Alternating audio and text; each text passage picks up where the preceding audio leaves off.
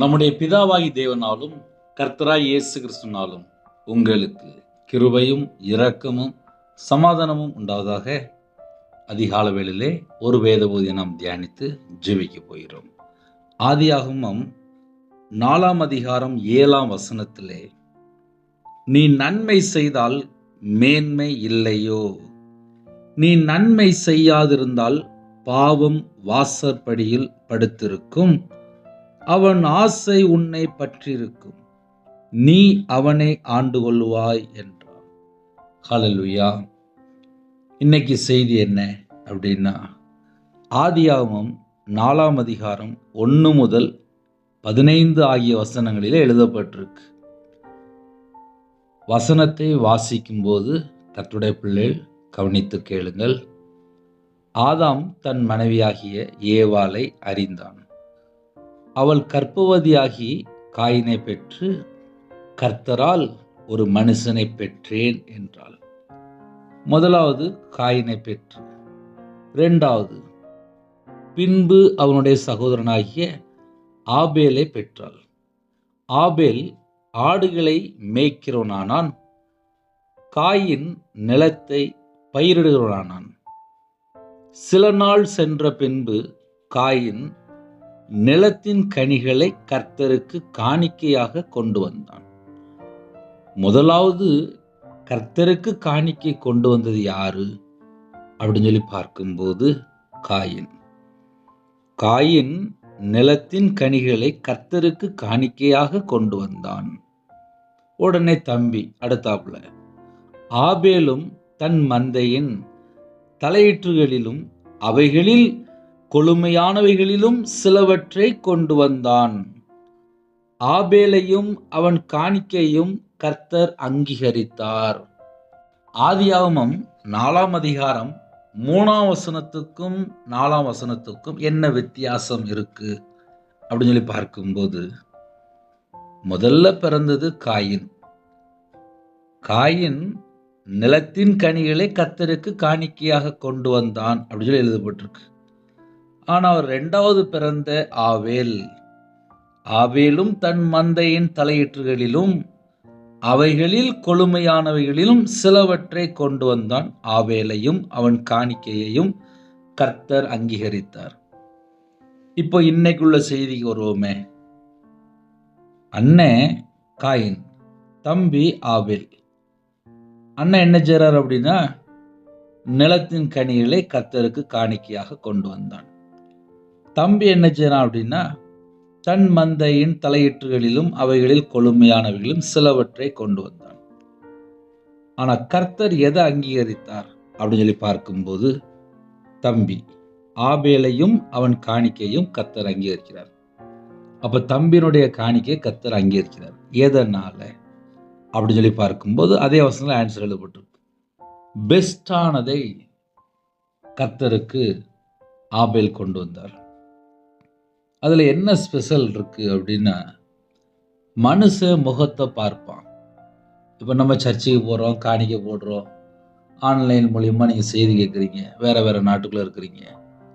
உங்கள் இருதயத்துக்குள்ளே ஏவப்பட்ட பிரகாரமாக நீங்கள் காணிக்கை வைப்பீங்க. உங்களுக்கு தெரியும், இந்த இடத்துக்கு காணிக்கை கொடுக்கலாம், இந்த இடத்துக்கு காணிக்கை கொடுக்கக்கூடாது, இவங்களுக்கு வேண்டாம், இவங்களுக்கு வேணும் அப்படின்னு சொல்லி பல கால்குலேஷன் போட்டு தான் ஒரு காணிக்கைக்கு நம்ம மெதுவாக அந்த பணத்தை வெளியே எடுப்போம். ஒரு ஊழியத்துக்காக மெதுவாக அந்த காணிக்கை வெளியே எடுப்போம். காணிக்கை அப்படின்னு சொல்லி வரும்போது முதல்ல இருதயத்துக்குள்ள நம்ம என்ன யோசிக்கிறோம்? தேவன் எதனை பார்க்குறாரு அப்படின்னா, இருதயத்தை பார்க்குறாரு. காயின் என்ன பண்ணார் அப்படின்னா, நிலத்தின் கனிகளை கர்த்தருக்கு காணிக்கையாக கொண்டு வந்தான் அப்படின்னு சொல்லி தான் போட்டிருக்கு. ஆனால் ஆபேல் என்ன செஞ்சாரு அப்படின்னா, பெஸ்டானதை கர்த்தருக்கு காணிக்கையாக கொண்டு வந்தார். இப்போ இன்னைக்கு செய்தி என்ன அப்படின்னா, மனுஷன் முகத்தை பார்க்கிறான், தேவன் இருதயத்தை பார்க்கிறார். நம்ம இருதயத்திலே தேவனை எப்படி தேடுறோம், வெளி பிரகாரமாக தேவனை எப்படி தேடுறோம். பரலோகம் நம்மளை கூர்ந்து கவனிக்கு. எப்படி நம்ம ஒரு கடையில் போய் ஒரு பொருள் வாங்கும்போது ஒரு பிராண்டட் இருக்கா, நல்ல பொருளாக இருக்கா, நல்ல ஸ்டாண்டர்டான கம்பியா, எதெல்லாமோ நம்ம பார்ப்போம். எந்த ஒரு பொருள் வாங்கினாலும் சரி, நல்ல பிராண்டான்னு சொல்லி பார்ப்போம்.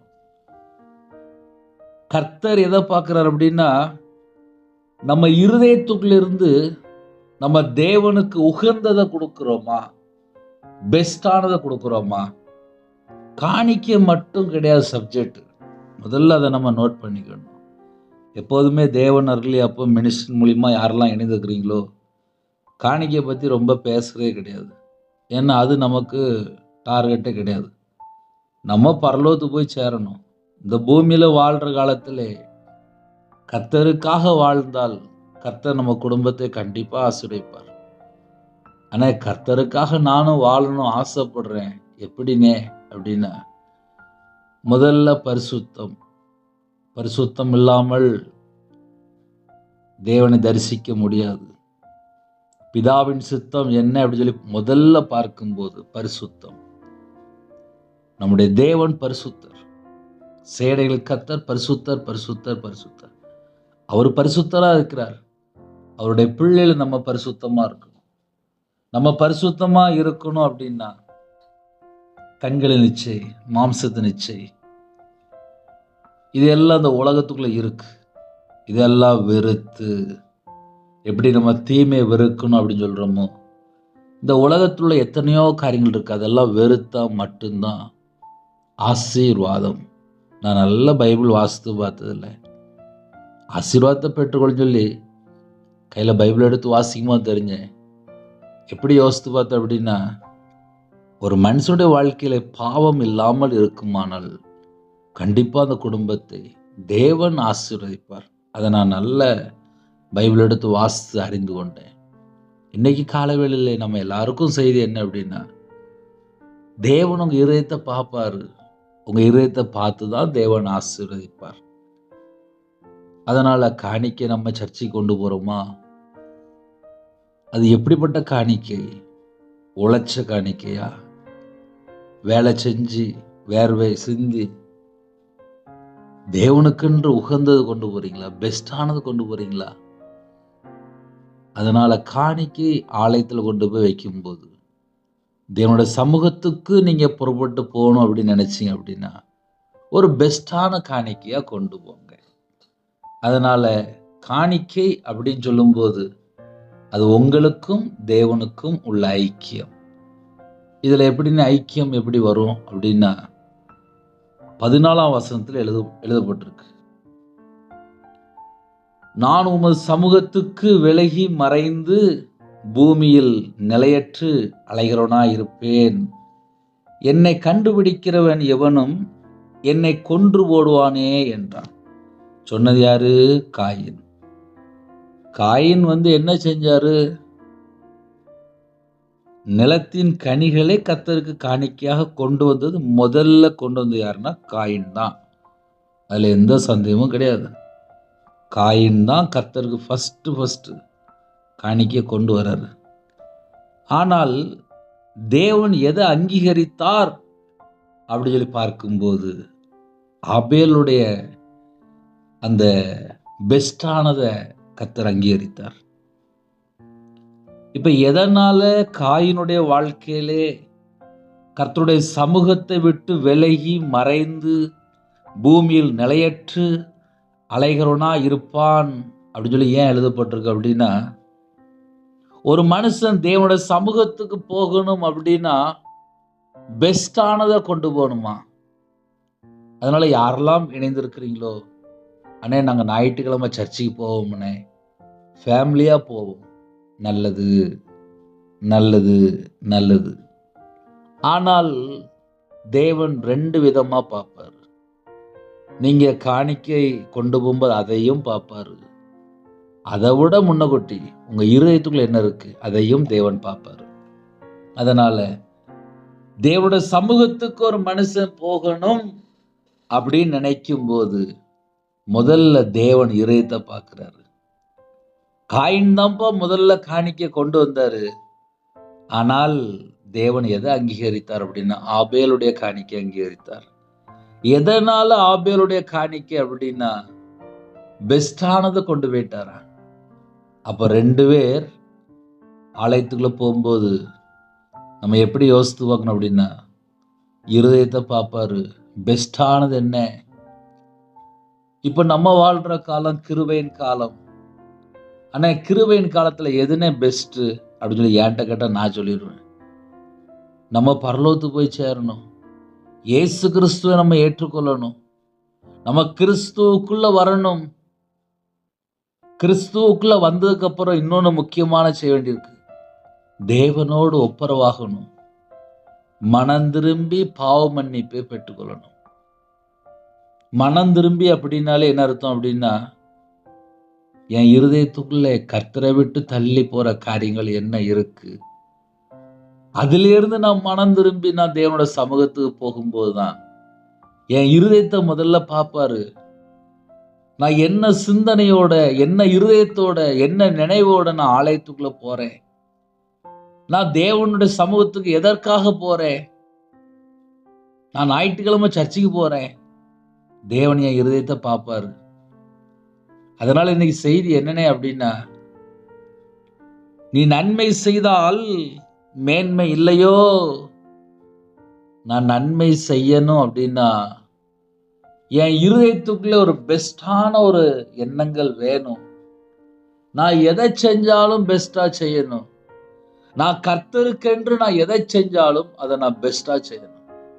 அது காணிக்க மட்டும் இல்லை. நான் சர்ச்சில் ஒரு 2.5 வருஷம் வேலை பார்த்தேன். அந்த 2.5 வருஷம் வேலை பார்க்கும்போது ரொம்ப ஆசையாக வேலை பார்ப்பேன். எல்லா வேலையும் வேகமாக செய்யணும்னு ஆசைப்படுவேன்.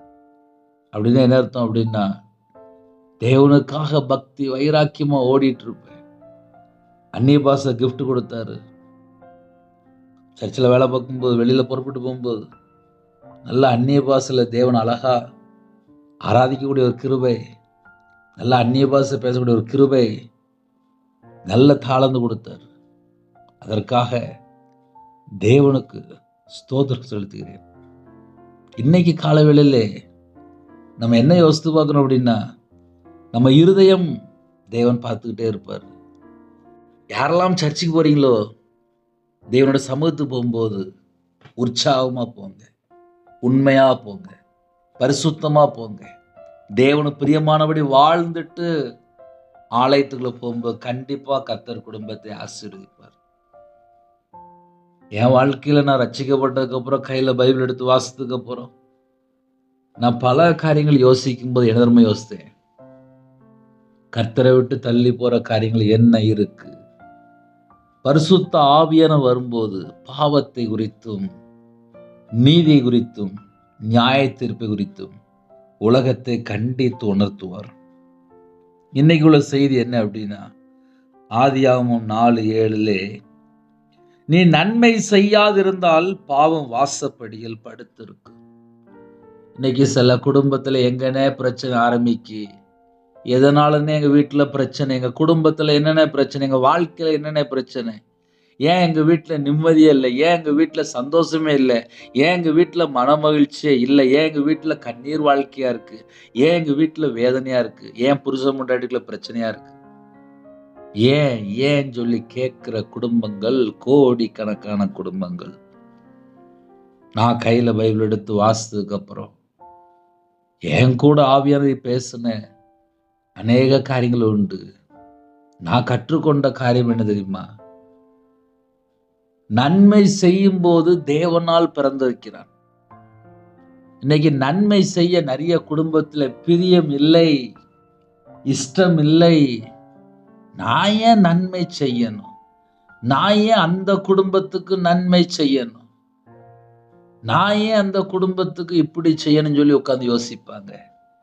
ஜெபிக்கிறது நன்மை, நன்மை செய்தால் நித்திய ஜீவன். நன்மை செய்யும் போதுதான் நம்ம தேவனால் பிறந்திருக்கிறோம். நசரேனா இயேசு கிறிஸ்து நன்மை செய்கிறவரா சுற்றி திரிந்தார். நன்மை செய்கிறவரா சுற்றி திரியும்போது என்ன நடந்துச்சு அப்படின்னா, தேவன் கூட இருந்தார் அப்படின்னு சொல்லி எழுதப்பட்டிருக்கு. ஆபேலுடைய வாழ்க்கையிலே என்ன நடந்துச்சு அப்படின்னா, பெஸ்டானதை கொண்டு வரும்போது அது நன்மையா இருக்கு. அதே நேரத்தில் காயினுடைய வாழ்க்கையில என்ன நடந்துச்சு அப்படின்னா, காயின் நிலத்தின் கனிகளை கர்த்தருக்கு காணிக்கையாக கொண்டு வந்தான். அவ்வளவுதான் எழுதப்பட்டிருக்கு. அப்படின்னா அவர்கிட்ட என்ன விளைஞ்சிருக்கோ அந்த விளைச்சல்ல கொஞ்சம் கொண்டு வந்தாரு.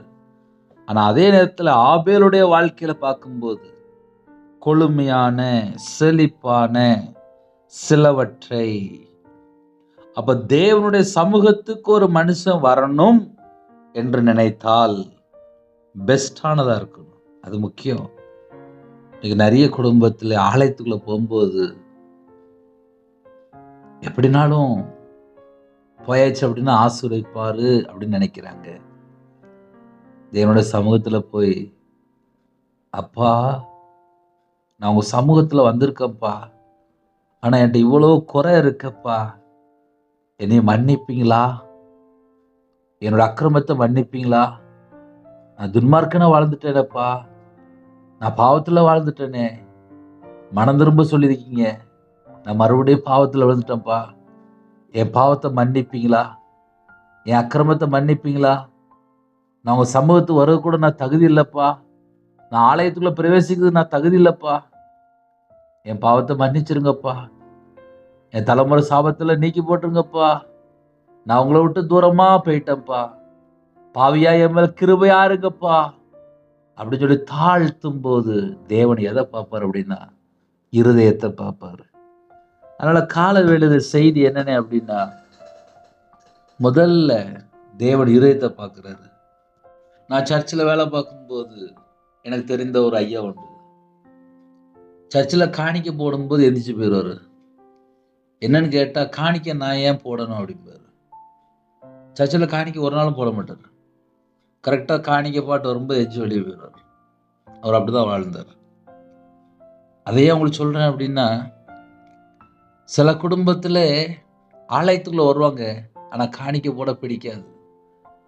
ஆனா சில குடும்பத்துல விதவையா இருப்பாங்க, திக்கற்ற பிள்ளையா இருப்பாங்க, ஏழை எளிய ஜனமா இருப்பாங்க, எல்லாராலும் நெருக்கப்பட்ட நிலைமையில இருப்பாங்க, கடன் பிரச்சனையில இருப்பாங்க, கணவரால் கைவிடப்பட்ட நிலைமையில பல சூழ்நிலை சில தாய்மார்கள் ஆலயத்துக்குள்ள கண்ணீர் வடிப்பாங்க. ஆனா தேவன் எதனை எதிர்பார்க்கிறாரு? நொறுங்குண்ட இருதயம், கண்ணீரோடு ஜெபம் பண்ணிட்டு இருப்பாங்க. அந்த கண்ணீர் தேவனோட சமூகத்துல இருக்கு. தேவன் பார்ப்பாரு, என் மகா கண்ணீரோடு ஆலயத்துக்குள்ள தரப்புல நிக்கிறாளே, தேவன் பார்ப்பாரு. அப்ப தேவன் எதனை பார்க்கிறார் அப்படின்னா இருதயம். ஆபேலுடைய இருதயத்துக்குள்ளே பெஸ்டானதை நான் சர்ச்சைக்கு கொண்டு போகணும், பெஸ்டானதை கொண்டு போகணும். நம்ம புதிய ஏற்பாடு பிரகாரம் வாழ்ந்துட்டு இருக்கோம், கிருபையின் காலத்துல வாழ்ந்துட்டு இருக்கோம். சபைக்கு போகணும், நமக்கு நிறைய ரூல்ஸ் இருக்கு. என் பாவத்தை இயேசு கிறிஸ்து மன்னிக்கிறாரு. ஆனா நான் என்ன செய்யணும் அப்படின்னா, சாட்சியுள்ள ஒரு வாழ்க்கை, பரிசுத்த ஆவி எனக்கு துக்கப்படுத்தாமல் அவருக்கு நான் கீழ்ப்படியணும், வசனத்துக்கு நான் கீழ்ப்படியணும், உண்மையா வாழணும், பரிசுத்தமா வாழணும். ஏகப்பட்ட கோட்பாடு இருக்கு. 24 மணி நேரம் வாழ்க்கையில நான் கர்த்தரை விட்டு எங்க தள்ளி போறேன், என் வாழ்க்கையில எங்க மிஸ்டேக் இருக்கு, அதை நான் டெய்லி யோசிக்கணும். டெய்லி 3 நேரம் சாப்பிடுறோம்ல, அதே போல நான் கர்த்தரை விட்டு எங்க வழி விலகுறேன், என்கிட்ட என்ன தப்பு இருக்கு, என்கிட்ட என்ன குறை இருக்கு, நான் தேவனுக்கு பிரியமில்லாமல் எங்கெல்லாம் வாழ்ந்துட்டு இருக்கேன், அதெல்லாம் என்ன? அத ஒரு மனுஷன் கொஞ்சம் யோசித்து பார்த்தாலே ஆட்டோமேட்டிக்கா எங்கெல்லாம் கர்த்தரை விட்டு தள்ளி போனாங்களோ ஆவியானவர் வெளிப்படுத்த ஆரம்பிச்சிருவாரு. நான் கையில பைபிள் எடுத்து வாசிக்கும் முதல்ல என்னதுமா யோசிப்பேன், நான் உங்க சமூகத்தை விட்டு எங்க தள்ளி போயிருக்கேன், நான் கர்த்தரை விட்டு எங்க தள்ளி போயிருக்கேன். அப்ப தேவன் எதனை பார்க்கிறார் அப்படின்னா இருதயம். தேவன் இருதயத்தை பார்ப்பாரு. இதயத்துக்குள்ள யாரும் இல்லையா கசப்பு, பகை, வெறிச்சல், கோபம், சண்டை, பகை இது எல்லாத்தையும் உள்ள வச்சுக்கிட்டு ஸ்தோத்திரம் ஸ்தோத்திரம் ஸ்தோத்திரம் ஸ்தோத்திரம் ஸ்தோத்திரம் அப்படிம்பாங்க. ஆனா இருதயத்துக்குள்ளே யாரையோ மன்னிக்காம வாழ்ந்துட்டு இருப்பாங்க. சில குடும்பத்துல பார்த்தா எனக்கு சில ஜெபகுறிப்புலாம் வரும். ஒரு ஜெபகுறிப்பு வந்துச்சு, என்னன்னு கேட்டேன், என் கணவர் என்கிட்ட பேசி 14 வருஷம் ஆச்சு அப்படின்னாங்க. ஏன்? கல்யாணம் முடிஞ்சு ஒரு 3 வருஷத்துல நானே என் கணவர் சண்டை போட்டோம். ஒரே வீட்டுக்குள்ள தான் இருக்கிறோம். எனக்கு ஒரு பையன், ஒரு பொண்ணு. ஆனால் 14 வருஷம் ஆச்சு. என் பிள்ளைகள் இப்போ வாலிப பிள்ளைகள். வீட்டில் நாங்கள் 4 பேர் இருக்கிறோம். ஆனால் என் கணவர் என்கிட்ட பேசி 14 வருஷம் ஆச்சு அப்படின்னாங்க. மன்னிக்க முடியல. சர்ச்சுக்கு போகிற பிள்ளைகள் தான்ப்பா, மன்னிக்க முடியல. அந்த வீடு எப்படி இருக்கும்? தேவன் துக்கப்படுவார். என் பாவத்தையெல்லாம் இயேசு மன்னிக்கிறதுனால தான் நான் இன்னைக்கு உயிரோட இருக்கேன். என் வாழ்க்கையில நான் திரும்பி யோசித்து பார்த்தா, ஒரு மனுஷன் உயிரோட இருக்கிறானா அது தேவனுடைய கிருபை, ஈவு, அனுகிரகம், அவர் நம்ம மேல வச்ச அன்பு, அவர் நம்மளை நேசிக்கிறதுனால மட்டும்தான் நம்ம உயிரோட இருக்கிறோம். பெருமை பாராட்டுறதுக்கோ சொல்றதுக்கோ ஒண்ணுமே இல்லை. கொரோனாக்கு அப்புறம் ஜீவ சுவாசத்தை தந்து உயிர் பிச்சை போட்டு நம்மளை ஒவ்வொரு நாளும் வச்சிருக்காரு. அப்ப தேவன் எதனை எதிர்பார்க்கிறார்? இருதயத்தை பார்க்கிறார். நம்ம இருதயத்தை பார்க்கும்போது நம்ம கர்த்தரை விட்டு எங்கெல்லாம் தள்ளி போறோம். எல்லாமே பரலோகம் பார்த்துட்டு இருக்கு. ஒரு கம்பெனி இல்லை ஒரு வீடு, வெளியில கேமரா மாட்டி வச்சிருப்பாங்க. இந்த கேமரா செக் பண்ணி பார்க்கும்போது யார் வெளியில போயிருக்காங்க, யார் உள்ள வந்திருக்கான்னு சொல்லி தெரியும். பரலோகத்துல தேவன் என்னதமா செய்றாரு? அவருடைய கண்கள் பூமி எங்கும் உலாவி கொண்டிருக்கு. நம்ம எல்லாரையும் தேவன் பார்த்துட்டு இருக்காரு. நம்ம எங்கேயும் தப்பிச்செல்லாம் ஓட முடியாது. 2 பேர் காணிக்கை கொண்டு வந்தாங்க. தம்பியினுடைய காணிக்கையை ஏற்றுக்கொண்டார். உடனே அண்ணனுக்கு கோபம் வந்துட்டு, காயினையும் அவன் காணிக்கையையும் அவர் அங்கீகரிக்கவில்லை. அப்பொழுது காயினுக்கு மிகவும் எரிச்சல் உண்டாகி அவன் முகநாடி வேறுபட்டது. அதுல சிம்பிளா ஒண்ணு சொல்லலாம். நம்ம எப்படி தெரியுமா சொல்லலாம்? என் காணிக்கை ஏன்பா உங்களுக்கு பிடிக்கல? நான் தானே உங்களுக்கு முதல்ல காணிக்கை கொண்டு வந்தேன். என்கிட்ட என்ன மிஸ்டேக் இருக்குன்னு சொல்லி கேட்டா கூட தேவன் வெளிப்படுத்தியிருப்பாரு. ஆனா என்ன நடந்துச்சு அப்படின்னா, காயினையும் அவன் காணிக்கையும் அவர் அங்கீகரிக்கவில்லை அப்படின்னு உடனே, அப்பொழுது காயினுக்கு மிகவும் எரிச்சல் உண்டாகி அவன் முகநாடி வேறுபட்டது. இதுல என்ன நடந்துச்சு அப்படின்னா, காயினுக்கு மிகவும் எரிச்சல், முகநாடி வேறுபட்டது. என்னை தேவன் அங்கீகரிக்கவில்லையா? அப்பா நான் இன்னும் எங்கேயோ குறையா இருக்கிறேன். அது என்னன்னு எனக்கு சொல்லுங்கப்பா. நான் இன்னும் கீழ்ப்படி ஆயத்தமா இருக்கேன். உம்முடைய சத்தத்துக்கு நான் செவி கொடுக்க ஆயத்தமா இருக்கேன். என்னை மன்னிச்சு என்னை ஏற்றுக்கொள்ளுங்கப்பா. உங்க பையன் வந்திருக்கப்பா, உங்க மகா வந்திருக்கப்பா அப்படின்னு சொல்லி தேவனுடைய சமூகத்துல தாழ்த்தும் போது, கெஞ்சும் போது அவர் நம்மளை கண்டிப்பா அங்கீகரிப்பார். அதை விட்டுட்டு அவன் தான் தப்பு, அவ தான் தப்பு, நான் கரெக்டு, இதெல்லாம் பரலோகத்துக்கு போகாது. இன்னைக்கு நிறைய குடும்பத்துல எப்படி ஜெபிக்கிறோம் அப்படின்னா, நான் ரொம்ப கிடையாது.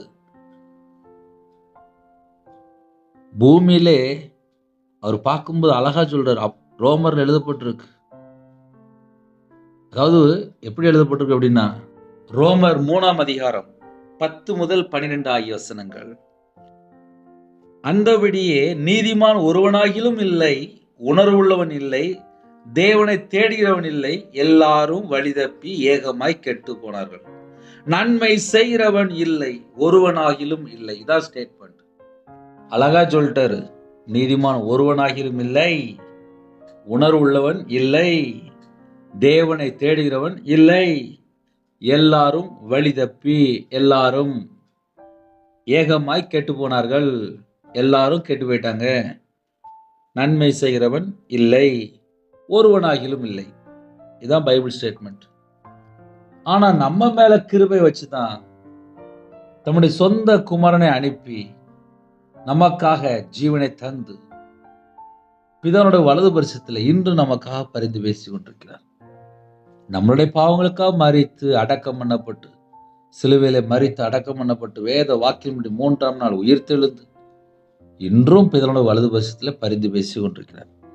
இப்ப நம்ம என்ன யோசித்து பார்க்கணும் அப்படின்னா, நன்மை செய்கிறவன் தேவனால் உண்டாயிருக்கிறான்.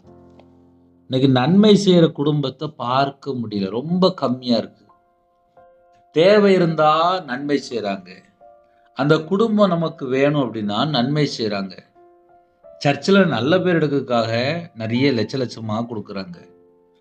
இந்த இடத்துல போய் காணிக்கை கொடுத்தா அப்போ ரைட் நல்லா இருக்கும் அப்படின்னு அங்க கொண்டு போய் காணிக்கை கொடுக்காங்க. இப்படியே பல மெத்தட்ல காணிக்கை கொடுக்குறாங்க. நம்ம என்ன யோசித்து பார்க்கணும் அப்படின்னா, உங்க இருதயத்திலே தேவனுக்கு நீங்க முதல் இடம் கொடுத்துருக்கிறீங்களா? அதைத்தான் பரலோகம் அங்கீகரிக்கும். இன்னைக்கு சப்ஜெக்ட் என்ன அப்படின்னா, நன்மை செய்தால் மேன்மை இல்லையோ? நன்மை செய்யணும் அப்படின்னா எப்படி செய்யணும்? ஆபேல் எப்படி செய்தார்? பெஸ்டானதை கொண்டு போய் ஆலயத்தில் கொண்டு போய் வச்சார். அது முகஸ்துதிக்காக வைக்கல, மனுஷனுக்காக வைக்கல, மனுஷனை பிரியப்படுத்துறதுக்காக வைக்கல, இல்ல அங்க இருக்கிற மக்களுக்கு தெரிகிற மாதிரி வைக்கல. ஆபேல் தன் மந்தையின் தலையீற்றுகளிலும் அவைகளில் கொழுமையானவைகளிலும் சிலவற்றை கொண்டு வந்தான். ஜஸ்ட் கொண்டு வந்தான். ஆபேலையும் அவன் காணிக்கையும் கர்த்தர் அங்கீகரித்தார். கொண்டு வந்ததை கர்த்தர் அங்கீகரித்தார். இதுல வேற யாராவது ஊழல் இருக்கிறாங்களா? கிடையாது. இன்னைக்கு நிறைய இடத்துல என்ன நடக்கு அப்படின்னா, கொஞ்சம் பணம் கொடுக்குறாங்க, கொஞ்சம் லட்சம் கொடுக்குறாங்க. ஆனா எல்லாருக்கும் தெரிகிற மாதிரி கேட்டா ஆமா அப்படிம்பாங்க. பெருமை உள்ளவர்களுக்கு தேவன் எதிர்த்து நிற்கிறார். நம்ம எதை செய்தாலும் தேவன் நாமம் மகிமைக்கென்று மட்டும்தான் செய்யணும். புசித்தாலும் குடித்தாலும் மாம்சத்துக்கு என்று விதைக்கிறவன் மாம்சத்துக்குள்ளதான் இருக்க முடியும். ஆவிக்கென்று விதைக்கிறவன் ஆவிக்குரியதான் இருக்க முடியும். நம்ம ஒரு காரியத்தை செய்யும் போது பரலோகத்துக்கென்று நம்ம உண்மையாய் செய்தால் கண்டிப்பா பரலோகம் அங்கீகரிக்கும். ஏன்னா சில குடும்பத்துல இன்னைக்கு என்ன செய்தி அப்படின்னு சொல்லி கவனிப்பீங்க. நான் கர்த்தருக்காக வாழ்ந்தேன்னா கனி கொடுக்க முடியும். நான் கர்த்தரை விட்டு தள்ளி போகும்போது கனி கொடுக்க முடியல. அந்த ரெண்டு வித்தியாசத்தை முதல்ல கண்டுபிடிக்கணும். நம்ம கனி உள்ள ஒரு வாழ்க்கையை வாழணும் அப்படின்னா வெறுக்க வேண்டிய காரியத்தை வெறுக்கணும். வெறுக்க வேண்டிய காரியத்தை வெறுத்தாதான் நம்ம கர்த்தருக்காக உண்மையா கனி கொடுக்க முடியும். கர்த்தருடைய வார்த்தையில நிலைத்திருந்தால் நம்ம கனி கொடுக்க முடியும். பிதா மகிமைப்படுவார். பிதா மகிமைப்படணும் அப்படின்னா என் இருதயத்தை தேவன் பார்ப்பாரு. என்னுடைய வாழ்க்கையில் உள்ள எல்லா பகுதியும் தேவன் பார்ப்பார். அதனால காலவேளை யாரெல்லாம் நம்ம இணைந்து இருக்கிறோமோ, காயினுக்கு கோபம் வந்துட்டு, நான் தானப்பா ஃபர்ஸ்ட் பிறந்தேன், நான் தானே ஃபர்ஸ்ட் காணிக்கை கொண்டு வரேன், ஆனா ஏன் காணிக்கை அங்கீகரிக்கலையே, தம்பியினுடைய காணிக்கை அங்கீகரிச்சிட்டாரே. கர்த்தர் காயினை நோக்கி, உனக்கு ஏன் எரிச்சல் உண்டாயிற்று? உனக்கு ஏன்பா எரிச்சல் வருது? உனக்கு ஏன் எரிச்சல் வருது? இன்னைக்கு நிறைய வீட்டுல பக்கத்து வீட்டுல சண்டை போடுறாங்க. ஏன் சண்டை போடுறாங்க? எரிச்சல். இந்த எரிச்சல் வந்துட்டு அப்படின்னா வசனம் என்ன போட்டிருக்கு? காயினுடைய வாழ்க்கையில சாபத்துல சிக்கி கொண்டான். ஒரு மனுஷனுடைய வாழ்க்கையில எரிச்சல் இருக்குமானால் சாபம் இருக்கும். எரிச்சல் இருக்குமானால் அவன் கர்த்தருடைய சமூகத்துக்கு முன்பாக வர முடியாது. இதுதான் பைபிள் ரிசல்ட். ஆதியாகமம் 4ஆம் அதிகாரம் 1 முதல் 15 ஆகிய வசனங்களிலே தெளிவா எழுதப்பட்டிருக்கு. ஆனா எனக்கு அடிக்கடி எரிச்சல் வருதுனே. இந்த பக்கத்து வீட பார்க்கும்போது எனக்கு அப்படியே எரிச்சல் வருதுனே. சொந்தக்காரனை பார்க்கும்போது அப்படியே எரிச்சல் வருதுனே. வேலை செய்கிற இடத்துல அவங்கள பார்க்கும்போது அப்படியே எரிச்சல் வருதுனே. எங்க மாமியாரை பார்க்கும்போது அப்படியே எரிச்சல் வருதுனே.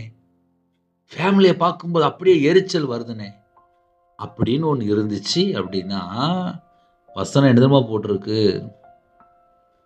11ஆம் வசனம் எழுதப்பட்டிருக்கு. இப்பொழுது உன் சகோதரனுடைய இரத்தத்தை உன் கையிலே வாங்கி கொள்ள தன் வாயை திறந்த இந்த பூமியில் நீ சபிக்கப்பட்டிருப்பாய். சாபம் ஏன் வந்துச்சு அப்படின்னா எரிச்சல். அடுத்தபுல 14ஆம் வசனத்திலே நான் உமது சமூகத்துக்கு விலகி மறைந்து பூமியில் நிலையற்று அலைகிறவனா இருப்பேன் அப்படிங்கிற. அப்படின்னா என்ன அர்த்தம் அப்படின்னா சாபத்துல இருக்கிற ஒரு மனுஷன் கர்த்தருடைய சமூகத்துக்கு முன்பாக வராமல் விலகி வாழ்ந்துட்டு இருப்பான். ஒரு பெஸ்டான காணிக்கை கொண்டு வர்றவன் ஆலயத்துக்கு சந்தோஷமா போயிட்டு இருப்பான். அதுக்குதான் ஒரு ஃபார்முலா சொல்லி கொடுத்தான். பாவியா என் மேல கிருபையா இருங்கப்பா, என்கிட்ட குறை இருக்குப்பா, என்னைய மன்னிச்சிருங்கப்பா, நான் மனம் திரும்பணும்ப்பா, என் பாவத்தை மன்னிங்கப்பா அப்படின்னு சொல்லி சர்ச்சுக்குள்ள போகும்போது என் பாவத்தையும் மன்னிக்கிறாரு, என் அக்கிரமத்தையும் மன்னிக்கிறாரு, என் மீறுதலையும் மன்னிக்கிறாரு, என் தலைமுறை சாபத்தையும் நீக்கிறாரு, என்னை மறுபடியும் பரிசுத்தப்படுத்துறாரு, கிருபையால் நிரப்புறாரு. நம்ம ஆலயத்துக்குள்ள போகும்போது எந்த அளவுக்கு தாழ்த்துறோம், பரலோகம் பார்த்துட்டு இருக்கு. அதனால இன்னைக்கு செய்தி என்னன்னே அப்படின்னா, அண்ணன் தம்பி 2 பேர் காணிக்கை கொண்டு போனாங்க. ஒருத்தனுடைய வாழ்க்கையிலே சாபத்துல சிக்கிக்கிட்டான், ஒருத்தனுடைய வாழ்க்கையிலே கர்த்தருடைய சமூகத்தை விட்டு மறைந்து பூமியிலே நிலையற்று அலைகிறவனாய் மாறிட்டான். யாரு? அண்ணன். அதே நேரத்தில் தம்பி இந்த அதிகாரத்தில் எப்படி எழுதப்பட்டிருக்கு அப்படின்னா, மரித்து போனான். ஆனா அதுல என்ன சப்ஜெக்ட் அப்படின்னா, யாரை கர்த்தர் அங்கீகரித்தார் அப்படின்னு சொல்லி பார்க்கும்போது ஆபேலுடைய காணிக்கை அங்கீகரித்தார். ஒருவேளை இன்னைக்கு நம்ம யாராவது இந்த செய்தி கேட்கும்போது எப்படி யோசித்து பார்க்குறோம் அப்படின்னா, நான் கர்த்தருடைய சமூகத்துக்கு போகணும் அப்படின்னா என் இருதயத்தை தேவன் பார்ப்பாரு. நான் யாரு மேல எரிச்சலோட, யாரு மேல கோபத்தோட, யாரு மேல பகையோடு, யாரு மேல கசப்போடு நான் எப்படி தேவனுடைய சமூகத்துல போறேன், இததான் பரலோகம் பார்க்கு. அதனால இந்த செய்தியை பொறுத்த வரைக்கும் அண்ணே நம்ம என்ன யோசித்து பார்க்கலாம், நல்லா அழகா புரிந்து கொள்ளணும். நீ நன்மை செய்தால் மேன்மை இல்லையோ, நான் நன்மை செய்யும் போது என்னை தேவன் கண்டிப்பா உயர்த்துவார். சிம்பிளா சொல்லித்தரேன். நம்ம நன்மை செய்தால் கண்டிப்பா ஒரு நாள் உயர்த்துவார். அதே நேரத்தில் நான் நன்மை செய்யும் போது நான் தேவனால் பிறந்திருக்கிறேன், நான் நன்மை செய்யும் போது எனக்கு ஒரு நித்திய ஜீவன் உண்டு, எனக்கு பரலோகம் உண்டு. நான் நன்மை செய்யும் போது தேவன் என் கூட இருப்பார். எவ்வளவு பெரிய கிஃப்ட் தெரியுமா? 1000 கோடி இருந்தாலும் இது கிடைக்காது. நான் நன்மை செய்யும் போது தேவன் கூட இருப்பாராம். அதுதான் பெஸ்ட் கிஃப்ட். நன்மை செய்யும் போது நான் தேவனால் பிறந்திருக்கேன். தீமையை யோசிக்கும் போது தவறுகிறார்கள் அல்லவோ அப்படின்னு சொல்லி போட்டிருக்கு. நான் நன்மையை யோசிக்கும் போது கிருபையும் சத்தியமும் உண்டு. நான் நன்மையை யோசிக்க ஆரம்பிக்கும் போதே எனக்கு கிருபையும் சத்தியமும் எனக்கு உண்டு. அதே நேரத்தில் நான் தீமையை யோசிக்கும் போது என்னுடைய வாழ்க்கை சாபத்துக்குள்ள போயிருது. என்னுடைய வாழ்க்கை என்னுடைய சமூகத்தை விட்டு மறைந்து அலைந்து திரிகிற வாழ்க்கையா மாறிடுது. நான் சொல்றது எத்தனை பேருக்கு புரியுது? பைபிள்ல ஒவ்வொரு சப்ஜெக்ட் நம்ம வாசிக்கும் போதும் தியானிக்கும் போதும், ஒவ்வொரு பகுதி நம்ம வாசிக்கும் போது தியானிக்கும் போதும் நம்ம கூட ஆவியானவர் பேசுவார். நம்ம நிலைமை என்ன, நம்ம சூழ்நிலை என்ன, நம்ம குடும்பத்துல என்னென்ன இருக்கு, எல்லாமே தேவனுக்கு தெரியும். இன்னைக்கு காலவேளையிலே நீ நன்மை செய்தால் மேன்மை இல்லையோ. ஒருவேளை அண்ணன் நான் நன்மையே செய்ய மாட்டேன்னு, நான் அப்படியே தான் வாழ போறேன் அப்படின்னா, கீழே அடுத்த சப்ஜெக்ட் உடனே வந்துட்டு, நீ நன்மை செய்யாதிருந்தால் பாவம் வாசப்படியில் படுத்திருக்கும் அப்படின்னா என்னன்னே அர்த்தம் சொல்லுங்க? உங்க குடும்பம் ஆசீர்வாதமா இருக்கணுமா? தர்மம் கொடுங்க, ஏழை எளிய ஜனங்களுக்கு ஒரு ட்ரெஸ் வாங்கி கொடுங்க. சில ஹோம் இருக்கு, முதியோர் ஹோம் இருக்கு, சின்ன பிள்ளைகள் அம்மா அப்பா இல்லாம சில ஹோம்ல வளர்ந்துட்டு இருக்கிறாங்க, அங்க போய் அவங்களுக்கு ஏதாவது வாங்கி கொடுங்க. கஷ்டப்பட்டவங்க இருக்கிறாங்க, ஒவ்வொரு இடத்துல ஒவ்வொரு ஹோம் இருக்கு, அவங்களுக்கு போய் ஏதாவது ஹெல்ப் பண்ணுங்க. ஒரு 100 ரூபா ஒரு சாப்பாடு வாங்கி கொடுங்க, யாருக்காவது ஏதாவது வாங்கி கொடுங்க. நன்மை செய்ய ஆரம்பிக்கும் போது மேன்மை. ஐயா நான் நன்மையை செய்ய மாட்டேன் அப்படின்னா வீட்டு வாசப்படியில பாவம் படுத்து கிடக்கும். வீட்டு வாசப்படியில பாவம் படுத்து கிடக்கும் போது ஆசீர்வாதத்துக்கு தடை ஆட்டோமேட்டிக்கா உள்ள வந்துடும். இப்ப நிறைய வீட்டுல இப்ப என்ன நடக்கும் அப்படின்னா எரிச்சல். இந்த எரிச்சல் எங்கெல்லாம் இருக்கோ அங்கெல்லாம் சபிக்கப்பட்ட வாழ்க்கைக்குள்ள போயிருந்தாங்க. நான் உமது சமூகத்துக்கு விலகி மறைந்து பூமியில் நிலையற்று அலைகிறவனா இருப்பேன் அப்படிங்கிறார். யார் சொன்னது? காயின். அதனால கர்த்தருடைய சமூகத்தை விட்டு ஏன் ஒரு மனுஷன் விலகுறான் அப்படின்னு சொல்லி கொஞ்சம் ஆழமா போய் உள்ள பார்க்கும்போது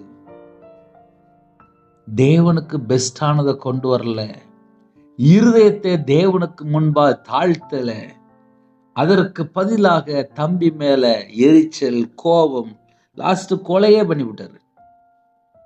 இன்னைக்கு இந்த கடைசி காலத்துல அன்பு கூறலனா கொலை பாதகன். புதிய ஏற்பாட்டுல நமக்கு சட்டமே அதுதான், அன்பு கூறணும். ஐயா, அன்பு கூறுனா நிறைய பிரச்சனை வருது தெரியும். நானும் இந்த பூமியில தான் வாழ்றேன். அன்பு கூறும்போது அன்பு மட்டும்தான் கூறணும். அன்பினால் அன்றி வேற ஒன்றினாலும் கடன்படாதிருங்கள். அன்பு கூறுறேன்னு சொல்லிட்டு ஒரு 1,00,000 2 லட்சம் 5 லட்ச ரூபா 10 லட்ச ரூபா தூக்கி கொடுத்துட்டு அப்புறம் தரமாட்டேன்னு சொல்லி உட்கார்ந்து அழுதுட்டு இருக்காங்க. அன்பினாலே அன்றி வேற ஒன்றினாலும் கடன்படாதிருங்கள். நீங்க எதை செய்தாலும் நல்ல அழகா யோசிச்சீங்க, செய்யத்தக்கவர்களுக்கு செய்யுங்க. அதனால கால வேளையில நம்ம இந்த வேத பகுதி தியானிக்கும் போது நமக்கு நிறைய பாயிண்ட் இருக்கு. நீ நன்மை செய்யாதிருந்தால் பாவம் வாசப்படியில் படுத்து இருக்கும். அதுல வேற வேடே இல்லை, அதான் எழுதப்பட்டிருக்கு. நீ நன்மை செய்யாதிருந்தால் சத்ரு போமாட்டான், வாசப்படியிலே பாவம் படுத்து இருக்கும். ஐயா, அப்ப நாங்க என்ன செய்யணும்? கிறிஸ்துவுக்குள்ள ஜெனிப்பிக்கப்பட்ட நோக்கம் என்ன? நற்கிரியை செய்யணும், நன்மை செய்யணும், தான தர்மம் செய்யணும். இதை ஒரு மனுஷன் செய்ய ஆரம்பிச்சாச்சுனாலே கனி கொடுக்கிற மகனா மாறிடும், கனி கொடுக்கிற மகளா மாறிடுவாங்க. ஐயா, நன்மை செய்யணும்னா கொஞ்சம் விவரமா சொல்லுங்க. வீட்டில் வயசான அம்மா இருக்கிறாங்களா, பாட்டி இருக்கிறாங்களா, இல்லை மாமியார் இருக்கிறாங்களா, இல்லை பக்கத்து வீட்டில் யாராவது உடம்பு சரியில்லாமல் இருக்கிறாங்களா? உங்களால் முடிஞ்ச நன்மை செய்யுங்க. 2 இட்லியை கூட கொண்டு போய் கொடுங்க, தப்பு இல்லை. எனக்கு ஒரு ஜெபகுறிப்பு வரும்போது என்னன்னு சொல்லி கேட்டேன். குடும்பத்தில் மாமியார் மருமகள் கோடிக்கணக்காக சொத்து இருக்கு. அந்த வயசான அம்மாவுக்கு மாத்திரை எடுப்பாங்க. அதனால மாத்திரை போடுறதுக்கு முன்னாடி ஒரு 2 இட்லி சாப்பிடுவாங்க. மாமியார் மருமகளுக்குள்ளே ஒரு கருத்து வேறுபாடு. அதனால என்ன ஆயிட்டு அப்படின்னா கொஞ்சம் லேட் ஆயிரும். காலை வேளையில் பிள்ளைகளை ஸ்கூலுக்கு அனுப்பிட்டு பாட்டியை கவனிக்கிறதுக்குள்ள, மாமியார் கவனிக்கிறதுக்குள்ள கொஞ்சம் லேட் ஆயிரும். மாமியார் பார்த்துட்டே இருந்தாங்க, மாத்திரை போட லேட் ஆகுது. இதயத்துக்குள்ளே ஆட்டோமேட்டிக்காக கொஞ்சம் கொஞ்சமாக வர ஆரம்பிச்சிட்டு அப்புறம் பார்த்தா வீட்டை விட்டு போயிட்டாங்க. வீட்டுக்குள்ளே ஒருமனப்பட்ட ஆவி இருந்தாலே போதும். வயசான பாட்டி இருக்கிறாங்களா, பிள்ளைகளை எப்படி கவனிக்கிறீங்களோ அதே போல் மாமியாருக்கு 2 இட்லி சேர்த்து கொடுத்தாச்சுனாலே நம்ம நன்மை செய்ய ஆரம்பிச்சிட்டோம். பக்கத்து வீட்டில் கொஞ்சம் அன்பு கூர்ந்தாச்சுனாலே போதும், நன்மை செய்ய ஆரம்பிச்சிட்டோம். அண்ணே, அவங்க கெட்டவங்களா இருக்கிறாங்க, கனியற்ற அந்தகார கிரியைக்கு உடன்படாமல் கடிந்து கொள்ளுங்கள். கர்த்தரை விட்டு தள்ளி போயிட்டாங்களா, விலகிடலாம். ஏன்னா நம்ம பரிசுத்தமாக வாழ்ந்தாதான் பரலோகத்துக்கு போக முடியும். ஒரு மனுஷன் 24 மணி நேரம் பொய் பேசிட்டே இருக்கான், துன்மார்க்கனா வாழ்ந்துட்டே இருக்கான், கர்த்தர் பிரியமெல்லாம் வாழ்றான் அப்படின்னா அந்த இடத்துல எப்படி போக முடியும்? சில இடத்துல விக்கிர வழிபாடு, போதை அடிமை, இப்படி பல பாவத்தில் அடிமையில் வாழும்போது கர்த்தருடைய பிள்ளைகள் விலகி வாழணும். அதனால யாரெல்லாம் இந்த செய்தி கேட்குறீங்களோ, தேவனுக்கு பிரியமானபடி வாழ்த்தால் கண்டிப்பாக ஆசீர்வாதம். நன்மை செஞ்சால் மேன்மை, நன்மை செய்யலை அப்படின்னா வாசப்படியில் பாவம் படுத்திருக்கும். அப்புறம் நான் ஜெபம் பண்ணேன், எனக்கு இன்னும் தடையாக இருக்குது அப்படின்னு சொல்லிட்டு எங்கேயா பாஸ்டர்கிட்ட போய் நிற்பாங்க. நான் நிறைய குடும்பத்தை பார்த்துருக்கேன். வீட்டில் பார்த்தா இருதயம் பார்த்தா யார் மேலே எரிச்சலோடு வாழ்ந்துட்டு இருப்பாங்க. லாஸ்ட் வீட்டில் பார்த்தா ஒரு 4 பேர் தான் இருப்பாங்க. எரிச்சல் எரிச்சல் எரிச்சல் எரிச்சல், மூர்க்க வெறியோடு இருப்பாங்க. அப்படிலாம் இருந்தால் எல்லாமே தடையாக மாறிடும். நான் நன்மை செஞ்சால் மட்டும்தான் வீட்டு வாசப்படியில் ஆசீர்வாதம் வரும். வீட்டுக்குள்ளே ஆசீர்வாதம் வரணுமா, நன்மை செய்யணும். நான் ஒருவேளை நன்மை செய்யாமல் இருக்கேன்னா வீட்டு வாசப்படியில் ஆட்டோமேட்டிக்காக பாவம் வந்துடுது. அதனால் பாவத்துக்கு இடம் கொடுக்காமல் வாழ்ந்தாலே போதும். இந்த செய்தி நீங்கள் நல்ல அழகாக யோசித்து பார்க்கலாம். நன்மை செய்கிறேன்னா தீமை செய்கிறேன்னா, நன்மை செஞ்சால் எனக்கு பரலோகம் இருக்குது. நான் நன்மை செய்யணும். நான் நன்மை செய்கிறதுக்காக தான் உருவாக்கப்பட்டு இருக்கிறேன். ஏன் இந்த செய்தியை மறுபடியும் பேசுகிறேன் அப்படின்னா, நிறைய வீட்டில் நன்மை செய்யாமல் சண்டை போடலாமா, பழி வாங்கலாமா, எரிச்சலோட, கசப்போட, வெறுப்போட நிறைய குடும்பத்தில் வாழ்ந்துட்டு இருக்கிறீங்க. இந்த வசனத்தை பேசும்போது வேதனையாக வருத்தமாக பேசுகிறேன். ஏன்னா சில வீட்டில் கசப்பு, எரிச்சல், மூர்க்க வெறி போக மாட்டேங்குது. வசனம் தெளிவா எழுதப்பட்டிருக்கு. நீ நன்மை செய்தால் மேன்மை. நான் நன்மை செய்ய மாட்டேன் அப்படின்னா வீட்டு வாசப்படில பாவம் படுத்திருக்கும். அது எங்கேயும் போகாது. அதனால யாரெல்லாம் இணைந்திருக்கிறீங்களோ சுருக்கமா அழகா நம்ம புரிந்து கொள்ளணும். நன்மை செஞ்சால் நமக்கு நித்திய ஜீவன். இல்லை நான் சண்டை போடுவேன், நான் பழி வாங்குவேன், நான் அப்படியே தான் இருப்பேன், நான் துர்க்குணத்தோட தான் இருப்பேன், நான் வைராக்கியத்தோட தான் வாழ்வேன், நான் எரிச்சலோட தான் வாழ்வேன், நான் அவங்கள மன்னிக்க மாட்டேன் அப்படின்னு சொல்லி ஏகப்பட்டதை உள்ள வச்சிட்டு இருந்தா வசனம் தெளிவு எழுதப்பட்டிருக்கு. நான் உமது சமூகத்துக்கு விலகி மறைந்து பூமியில் நிலையற்று அலைகிறவனா இருப்பேன். அவங்களுக்கு ஒரு ஸ்டெடியான ஒரு லைஃப் இருக்காது. கர்த்தருடைய சமூகத்துக்கு அவங்களால போக முடியாது. ஏன்னா இருதயம் ஃபுல்லா எரிச்சலோடு இருக்கும்போது கர்த்தருடைய சமூகத்துக்கு போக முடியாது. அதனால யாரெல்லாம் இணைந்திருக்கிறீங்களோ நம்ம இருதயம் எப்படி இருக்கு அதை முதல்ல கண்டுபிடிக்கணும். அதுதான் இன்னைக்கு உள்ள செய்தி. ஹல்லேலூயா. நேராயிட்டு ஒரு சின்ன ஜெபம் பண்ணி முடிக்க போறேன். கண்களை மூடி நாம் ஜெபம் செய்வோம். அன்பின் கர்த்தாவே, நன்றியோடு துதிக்கிற சுயிரம்பா. கேட்ட சத்தியத்தின்படி எங்க இருதயத்தை அப்பா உமக்கு தருகிறோம். நாங்க எதை செய்தாலும் உற்சாகத்தோடு கர்த்தருக்கு பிரியமானபடி நாங்க வாழணும். எதை செய்தாலும் கர்த்தருக்கு உண்மையா செய்யணும், பெஸ்டா செய்யணும். அப்படிப்பட்ட கிருபைகளை தாங்க. கர்த்தரை விட்டு தள்ளி போற எங்களுக்கு ஒரு வாழ்க்கை வேண்டாம்ப்பா. எங்க வீட்டு வாசப்படியிலே பாவம் படுத்துடக்கூடாதுப்பா. நாங்க நன்மை செய்யற பிள்ளைகளா இருக்கணும். அப்படிப்பட்ட கிருபைகளை தந்து ஆசுரிங்க. பிறந்த நாள், திருமண நாள் யாரெல்லாம் கொண்டாடுறாங்களோ கர்த்தர் பிள்ளைகளே 1000 தலைமுறைக்கு ஆசுரிங்க. இன்னைக்கு திருமண நாள் யாரெல்லாம் கொண்டாடுறாங்களோ அவங்களுடைய சந்ததி ஆசீர்வதிக்கப்படணும். அவங்களுடைய தலைமுறை ஆசீர்வதிக்கப்படணும். என் நாமத்து நிமித்தம் எதை கேட்டாலும் என்று சொன்னீங்க. இயேசு கிறிஸ்துவின் நாமத்தினால கேட்கிறோம்ப்பா. கர்த்தர் பரிபூரணமா ஆசீர்வதிங்க. திருமணத்துக்கு ஆயத்தமா இருக்குங்க. ஏற்ற துணையை தாங்க. திருமணம் முடிந்ததுக்கு அப்புறம் இதயத்துள்ள கசப்பு, வெறுப்பு, பகை எல்லாவற்றையும் எடுத்து போடுங்க. டெலிவரிக்காக புறப்படுறாங்க, கர்த்தர் கூட இருங்க. வேலைக்கா ஜுபியில கர்த்தர் வாசல் திறந்து விடுங்க. படிக்கிற பிள்ளைகளுடைய தேவைகளை கர்த்தர் சந்திங்க. காலேஜ் படிக்கிற பிள்ளைகளுக்கா ஸ்தோத்திரம்ப்பா. கர்த்தர் வாசல் திறந்து விடுங்க. வெளிநாட்டில் இருக்கிற குடும்பங்களை கர்த்தருடைய கரத்தில் அர்ப்பணிக்கணும். அவங்க இருக்கிற இடத்துல பத்திரமா இருக்கணும்ப்பா. கர்த்தர் பிரியமானபடி வாழணும்ப்பா. எத்தனையோ காரியங்கள் எல்லாவற்றையும் மன்னிச்சிருங்கப்பா. மன்னிச்சு ஆசிரியங்க. அப்பிரோஜனமான ஊழியக்காரப்பா. தேவன் அருளி அப்பா மினிஸ் மூலியமா இணைந்திருக்கிற குடும்பங்கள் இயேசு கிறிஸ்து ரத்தத்தினாலே, இயேசு கிறிஸ்து நாமத்தினாலே அப்பா வேலி அடைக்கப்படணும்ப்பா. கர்த்தர் பொறுப்படுத்துங்க.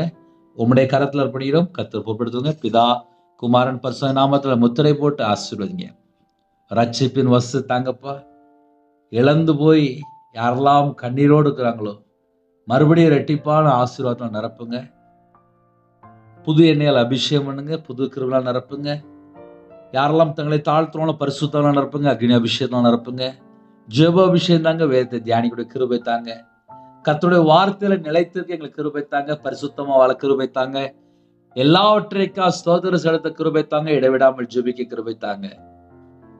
எப்பொழுதும் சந்தோஷமா இருக்க கிருபை தாங்க. நன்மை செய்ய கிருபை தாங்க. தான தர்மம் செய்ய கிருபை தாங்க. நற்கிரியை செய்ய கிருபை தாங்க. கேட்ட சத்தியத்தின்படி நாங்க எல்லாரும் பரலோகத்துக்கு வரணும். இந்த பூமியிலே ஆபேலை போல கர்த்தருக்கு பெஸ்டா செய்யக்கூடிய பிள்ளைகளா இருக்கணும். நீ நன்மை செய்தால் மேன்மை இல்லையோ?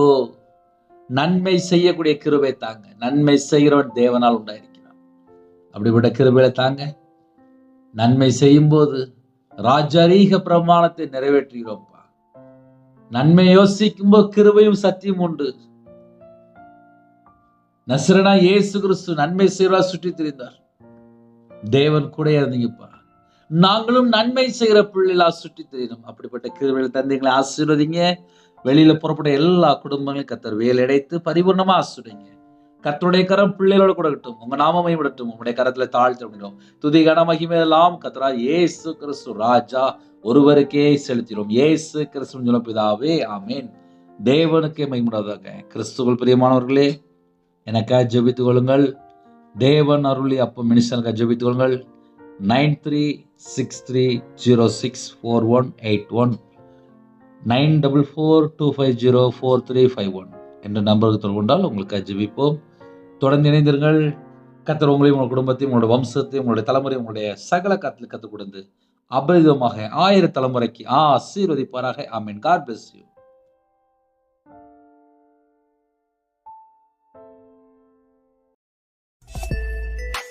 Thanks for watching.